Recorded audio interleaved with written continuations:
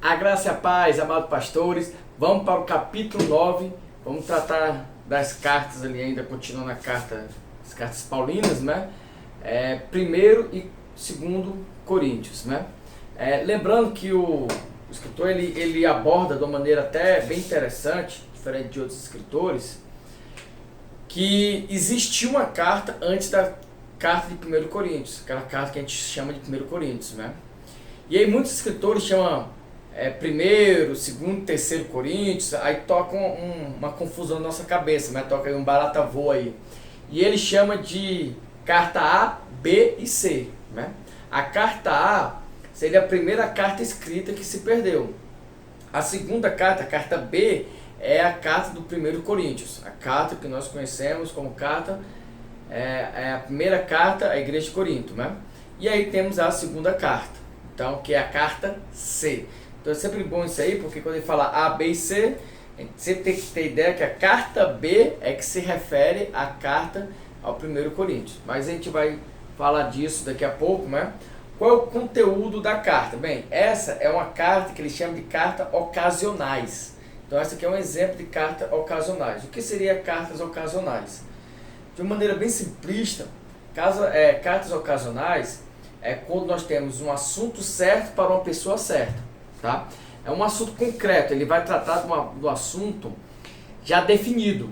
Não é um assunto abstrato, de maneira genérica, abrangente, não. Ele quer tratar um assunto pontual e para uma pessoa específica ou para uma comunidade específica, para um grupo específico, né? Então essas são as chamadas cartas ocasionais, né? Paulo, assim, tanto quanto na carta aos Coríntios, como nas demais cartas, ele usa o estilo helenista. Qual é o estilo helenista? Tem ali uma abertura, né? Uma saudação, depois ele dá uma ação de graça, ali, um agradecimento, e aí ele continua a carta e por fim ele encerra, né? O encerramento seria até esse início ao contrário, né? Só tem uma carta que Paulo não faz isso, que é a carta de Gálatas, tá? Gálatas é a única carta que ele não faz isso. Cuidado. Por que cuidado? Porque nós estamos falando de cartas paulinas. Porque cartas aos hebreus também não usam o estilo helenista, só que aí não é atribuída a Paulo. Então, às vezes pode ter essa pegadinha. Qual é a única carta de Paulo que não usa o estilo helenista? É a carta de Gálatas, tá? Que foi a princípio a primeira carta escrita, por isso que alguns teólogos até a definem como primeira carta, né? Porque as demais vão seguir um estilo, né? Enfim, mas a gente vai ver isso mais em outros vídeos. O autor das duas cartas é Paulo, não existe controvérsias, as controvérsias que existem, melhor dizendo, não tem credibilidade, não tem corrente, não há uma defesa maciça, né? Então posso dizer que é de entendimento unânime que é de autoria de Paulo. O destino, bem, a carta B, né, a primeira carta ao Corinto, ela se destina, na verdade ambas, né, elas se destinam à cidade de Corinto, é uma cidade portuária, uma cidade muito rica e muito importante, muito estratégica, mas mais do que isso, ela era muito conhecida pela sua prostituição, tá? Se você pegar leitura paralela, você vai usar o termo como, por exemplo, acorintiar. Acorintiar, ela traz o sentido de fornicar, como uma pessoa diz assim, ó, eu vou ali acorintiar, eu vou ali dar uma de Corinto, né? Vou ali dar uma o que era isso? Eu vou ali me prostituir, vou ali trair, né? Seria como nossos termos genéricos, sei lá, pular cerca, né? Então ele usava essa maneira. Outra maneira também, ele se referia à mulher assim, olha, é uma moça coríntia, né? Ou seja, é uma prostituta, né? Uma mulher da vida, é uma mulher entrega a prostituição, enfim, né? Não vou entrar aqui em muitos eufemismos aqui, em muitos adjetivos para explicar, vocês já entenderam, né? Então a cidade de Corinto, ela tinha essa ideia pejorativa, ou melhor dizendo também, ela tinha essa ideia de prostituição atrelada a ela, né? Em que momento Paulo escreveu? A ocasião. Ele escreveu na sua segunda viagem missionária, tá? foi ali na segunda viagem missionária, ele conheceu a cidade de Corinto, né? Ele pregou a primeira vez em Corinto na sua segunda viagem missionária, né? Foi quando ele conheceu a cidade, foi quando ele fundou a igreja, né?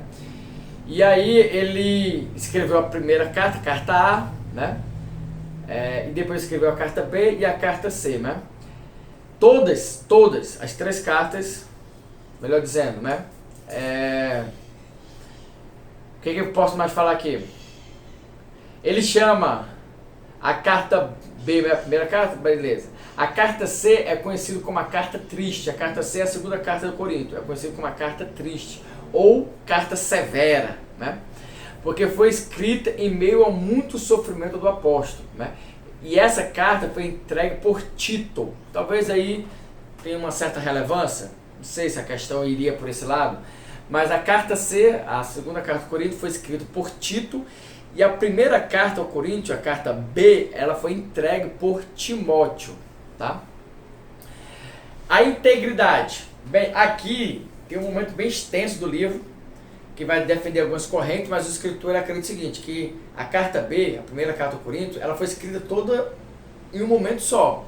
Há quem acredite que ele começou a escrever no capítulo 10 ao 13, depois ele escreveu do 1 ao 9, depois ele escreveu, enfim. A teoria unânime é que a carta foi escrita em um momento só mesmo. Não foi tipo várias cartas, como alguém acredita.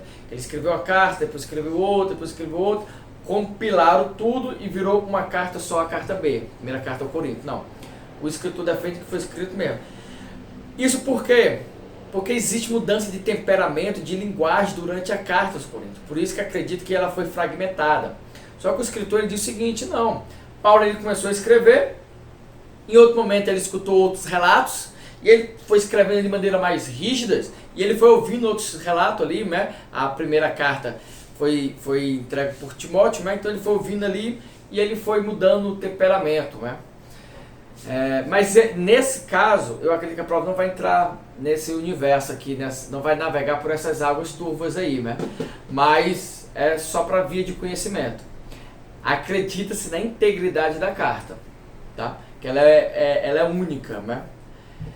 A data provável da primeira carta, né? Primeira carta, lembrando, estamos falando da carta B. Da primeira carta foi no ano de 55, Paulo escreveu na cidade de Éfeso, e a segunda carta foi em torno de um ano depois, ali entre 6 meses e um ano depois, e Paulo estava na cidade de Macedônia, né? A aceitação, bem, a primeira carta ao Corinto, a carta B, ela é citada por Clemente de Roma, ela é citada no Cano de Marcião, ela é citada por Irineu, ali já no século II, né? Lembrando ali que Clemente ali é século I, Irineu já pode ser colocado ali como século II. Então a primeira carta ela é bem solidificada. A segunda carta não existe nenhuma controvérsia sobre a sua canonicidade. Entretanto, ela não é citada por nenhum dos pais da igreja. Ela só é citada no Cano de Marcião, tá? Aí vocês lembram da controvérsia de Marcião ali, né? Ele aceitava as cartas paulinas, o Evangelho de Lucas, e o Evangelho de Lucas não em sua integridade, que o Deus do Antigo Testamento era um Deus diferente do Novo Testamento, mas isso não vem ao caso se vocês estudam as controvérsias das heresias ali dos primeiros 5 séculos. Tá. Contribuição da carta de 1 e 2 Coríntios, né? Nenhum trecho de todas as obras paulinas ilumina mais claramente o caráter do homem Paulo, do apóstolo Paulo, do cristão Paulo, do pastor Paulo, como as epístolas 1 e 2 Coríntios, né?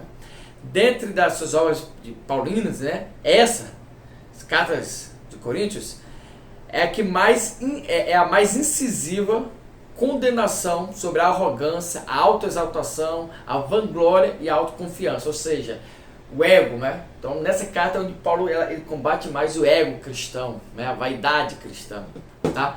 Então essa é a minha contribuição sobre o capítulo 9, e o próximo vamos falar de Gálatas, que é no capítulo 10. Aguardo vocês, hein?